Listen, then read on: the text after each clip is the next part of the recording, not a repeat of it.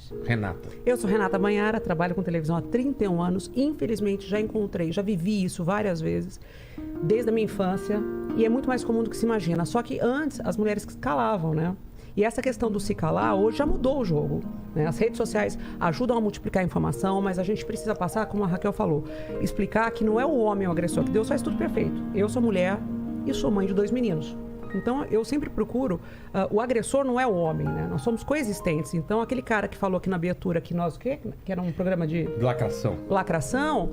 Provavelmente ele desconhece a história da própria família, porque a avó pode ter vivido, a mãe dele pode ter vivido, como a mãe dos meus filhos, como eu, como mãe, vivi, e meus filhos viram, né? Tiveram acesso à violência, infelizmente.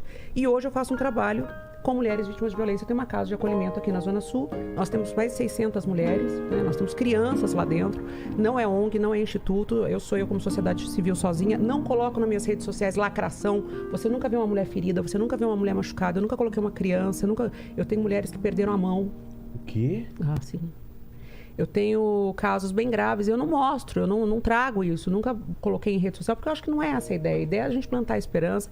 Eu procuro sempre informação e recurso. A Raquel Grinatti é uma amiga querida, amada, que sempre passa informações super importantes. A gente está falando agora de gaslight, que depois ela vai falar aí também pra gente. Então, assim, o que eu faço? Eu faço o acolhimento e encaminhamento da vítima para as casas de passagem ou casas por tempo indeterminado. Eu tenho uma casa por tempo indeterminado, então essas mulheres vão para lá e não é só refeição, né? Eu tenho que dar toda uma estrutura, a parte psicológica, inserção no mercado de trabalho, enfim, eu coloco a mão na massa com essas mulheres onde ninguém quer pôr a mão, né? Porque é difícil você lidar com essa situação. E durante a pandemia, a casa só tinha 13 pessoas antes da pandemia. Putz, teve a pandemia. Na pandemia ainda. Ela piorou. Com certeza. E a gente teve um número muito grande de cifra negra. O que é cifra negra? Subnotificação. As mulheres foram vítimas, presenciaram violência, não só as mulheres, tá? Crianças e idosos. E não conseguiam denunciar. Então, São Paulo foi pioneira para a possibilidade das mulheres denunciarem através dos boletins eletrônicos crimes que versavam violência doméstica, porque antes não era possível. E até protetivas de urgência foram solicitadas através ali da internet. A mulher que vive uma violência doméstica, ela é monitorada 24 horas pelo agressor. E para a mulher fugir ali de ser contaminada da pandemia e que houve a obrigatoriedade de você estar em isolamento social, justamente o isolamento social é uma das estratégias dos agressores. Eles isolam a mulher dos amigos, da família, do trabalho. Aquela mulher fica isolada. E aí fica muito mais fácil o ambiente para aquele canalha monitorar a mulher e impedir até o acesso ao celular, acesso à internet. Então, realmente foi uma situação na própria família, né? gravíssima. E uma coisa que talvez as pessoas tenham lido nos noticiários e não corresponde, porque a gente não tem dados concretos do aumento de violência. Porque eu tô falando que eu acredito que tenha havido um número muito grande de subnotificação. Mas o que aumentou foi o feminicídio. Então, a conclusão é, as mulheres não conseguiram chegar a denunciar e foram mortas antes. Esse é o dado muito grave. A gente Feminicídio explodiu. Sobre violência doméstica? Sim, 1 a cada 3 mulheres já sofreram ou estão sofrendo agora no mundo, em 133 países, alguma violência doméstica. 1 a cada 3? 1 a cada 3.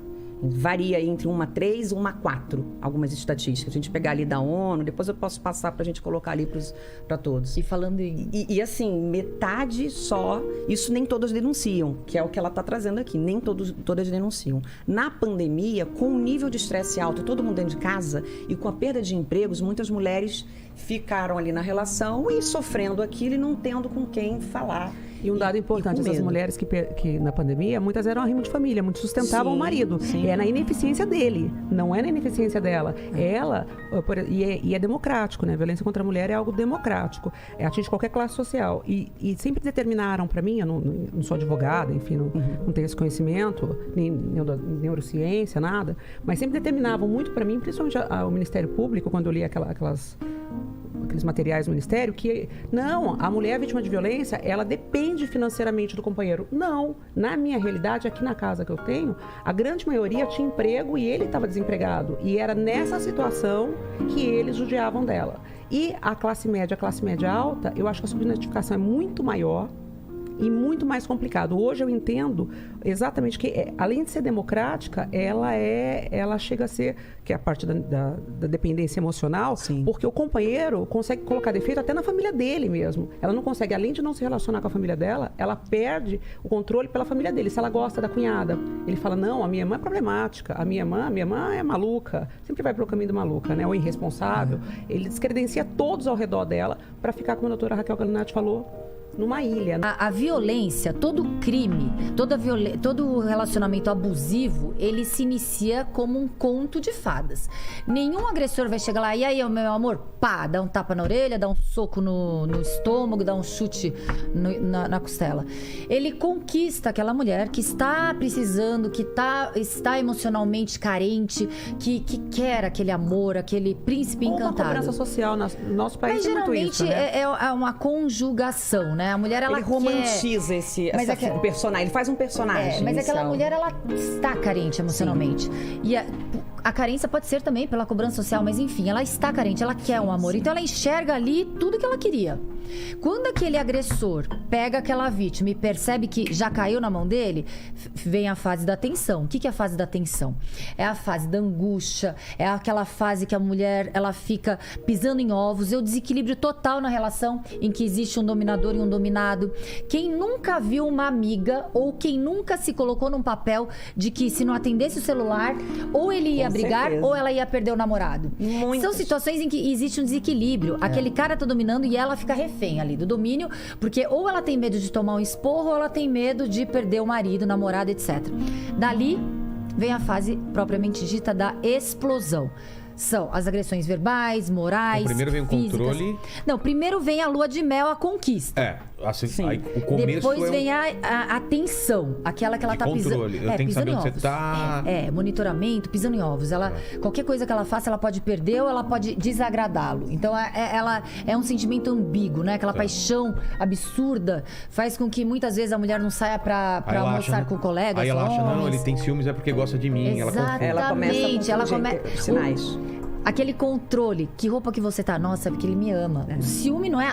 O amor e os ciúmes, na minha Não, eles opinião... estão cada vez mais estrategistas também, cada vez mais elegantes. Não é uma coisa clara, assim, né? Principalmente se a gente elegância. falar de tipos psicológicos, certos tipos psicológicos, que ele começa com a questão da sedução.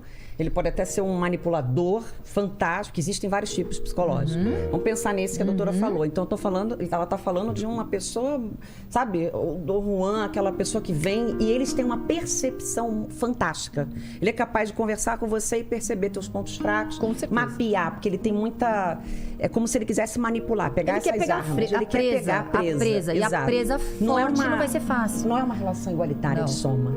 É uma relação que depois ele quer subtrair, que é o que ela está falando. Ele tem dominado, ele quer domínio. Ele não quer uma relação produtiva, saudável, que a gente junto aqui vai somar. Não. E aí ele começa a jogar. Depois que ele conquistou, entrou ou casou, namorou, não importa. Não necessariamente casamento, pode ser um namoro. Posso falar? A gente tá só falando de mulheres, né? O contexto, claro, são as mulheres vítimas de violência, certo?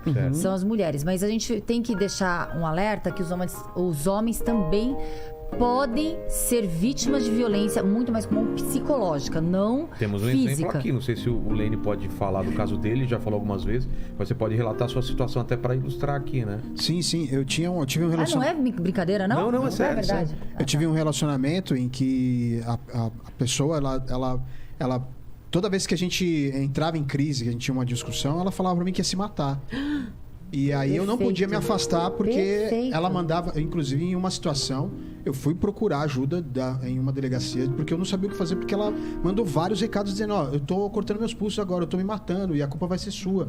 Você foi o último a sair da minha casa, você vai ser acusado de ter mas me eu já vi matado. casos assim. Então, por isso que eu tô falando. Quando a gente tá falando isso num contexto de manipulação, o psicopata, ele pode ser um homem ou o psicopata pode ser uma mulher. Eu caracterizo as pessoas que subjugam outras em relacionamentos abusivos como psicopatas. Ela não tinha força física. De repente, se fosse o contrário, ele uma mulher e ela um homem, ela não ia ficar ameaçando de morte pra ele ficar tenso. Ela poderia dar uns tapas na orelha dele. Só que a força física, óbvio do homem é a superior. estratégia. Então ela utiliza a manipulação mental, Emocional. emocional. É. Mas psicopatas, os criminosos em relacionamentos abusivos, eles utilizam isso muito. A gente tem muito mais casos até que a gente imagina de relacionamentos abusivos com manipulação mental. Por isso que você está falando, por que elas não saem? Porque é um misto de sentimentos. Ela nutre um amor profundo por aquele que é o pai dos filhos dela, o amor da vida dela, que um dia ela achou que era o príncipe encantado. A construção de um casamento, de uma família. E como é que ela vai... E aquele cara agride, humilha. Porque o ano passado veio um otário e ficou me ameaçando de todos os crimes, de estupro, que iria me estuprar, esquartejar, iria me matar, com requinte de crueldade. Alguém aleatório, não que você conhecia. Alguém aleatório, e eu não sabia, até o ponto que ele ligou. À época eu estava como presidente, eu estou licenciada como presidente do Sindicato dos Delegados. É público, né? O site, o endereço e tal. As secretárias ficaram preocupadas com essa ligação, passaram, mas já achando estranha a ligação, porque geralmente é delegado que liga lá. E aí ele falou, por que você não responde as minhas mensagens? Quando eu fui ver, eram mensagens há mais de 4 meses. Fui imediatamente na delegacia dos meus pares de crimes cibernéticos. Foi rapidamente identificado, porque, ao contrário do que as pessoas pensam, vai deixando rastro e assinatura o crime praticado através da internet. Enfim. Vou falar do juiz também. Ali, eu fiz questão de dar entrevista para UOL, para Record, para todos os veículos de comunicação. Por quê? Porque as mulheres, elas tendem a se envergonhar quando vítimas de crimes sexuais, crimes de violência doméstica ou qualquer outro tipo de crime. Porque toda vítima, ela é colocada de forma involuntária no papel de vítima. Ninguém escolhe ser vítima. Vem um canalha, e vou falar assim mesmo, porque é canalha, não estou representando os delegados, estou falando a minha opinião, Raquel, delegada. Vem um otário que coloca uma mulher, objetifica e fala, essa coisa aqui vai ser minha vítima. A vítima... coisa aqui vai ser minha vítima. Aí a mulher incorpora. Ela sente a vergonha, ela sente a culpa. Será que eu estava de forma adequada nas redes sociais? Será que eu estava me expondo Será demais? que eu estava com a roupa? Será que eu estava com a roupa? Será que cheguei eu na idade? poderia até Tô flácida, imaginar. tô velha? Será que eu estou me expondo demais por falar em nome dos meus pares? Será que eu estou deixando as minhas redes sociais? Porque é recomendado que o policial não fique tão visivelmente ali exposto? Não. Eu deixei ali bem público. Por quê? Porque o canalha é o cara. E as mulheres, elas não podem aceitar essa carapuça. As perguntas que fazem para as mulheres. Qual é a roupa? Por que você estava? Se relacionou? Para mim, não foi diferente. Delegada, você já prendeu ele? Você já, por acaso, prendeu algum amigo dele? Você já prendeu algum familiar dele? Quer dizer que o canalha, para praticar crime, precisa de uma provocação da vítima? Então, eu pude falar isso de um certo tipo. E agora você está dando oportunidade também nesse debate, que a gente fale, a vítima não é culpada, ela não dá ensejo. O cara vai praticar o crime porque é criminoso, acabou. Acabou. Uma juíza no Rio de Janeiro, super bem sucedida, com 3 filhos, namorava um malandrão que ficava nas custas dela. Ela poderia ter direito à escolta, poderia ter direito à arma, poderia ter direito a tudo. Ela dispensou porque ela desacreditou daquele ex-marido, aproveitador. Ele matou ela na frente das crianças, no Rio de Janeiro, 2 anos atrás, um pouquinho antes da pandemia. Então, bem na época do sinal vermelho que a AMB, a Associação dos Magistrados, lembra aquele sinal vermelho? Aquele sinal vermelho não salvou aquela juíza, porque ela tinha conhecimento da lei, ela tinha conhecimento até estrutura, porque o Estado poderia fornecer, e ela dispensou. E ela que sustentava aquele cara.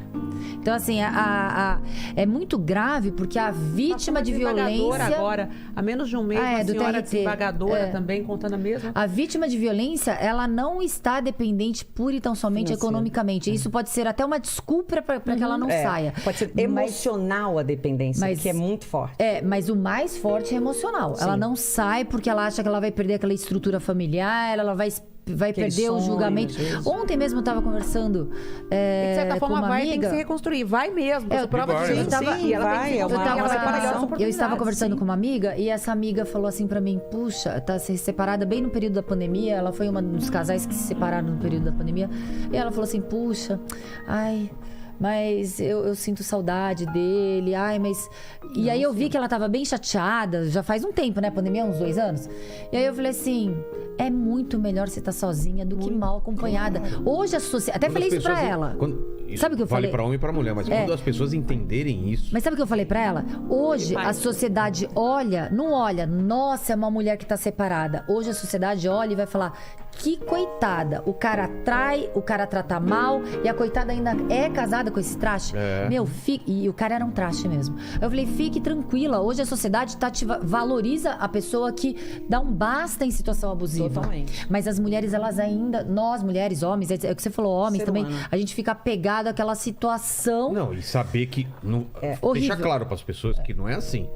Acabou, vai ser fácil. Claro que difícil. não. Todo recomeço é difícil, é óbvio. é um recomeço. É óbvio. Ninguém tá falando que vai ser mil maravilhas. Dói. O Lene, pra recomeçar, foi difícil, eu já passei por isso. Todo mundo já passou. Claro que é difícil. Uma quebra que você vai ter que reorganizar sua cabeça. Às vezes financeiramente. Vai ter que sair do apartamento. Sentimentalmente. Vender coisas. Totalmente. Eu tenho que Exatamente. fortalecer Saúde, tudo. muito Só que depois interno. que passa 1, 2, 5 anos e você olha pra trás, você fala, graças a Deus que eu fiz Eu aquilo. sou Vilela, melhor depois que passa um hoje. mês, você vai falar, É, nossa, às vezes é isso. passa um Até mês e fala, menos. meu Deus do céu, que Como é que eu traste. tava naquilo?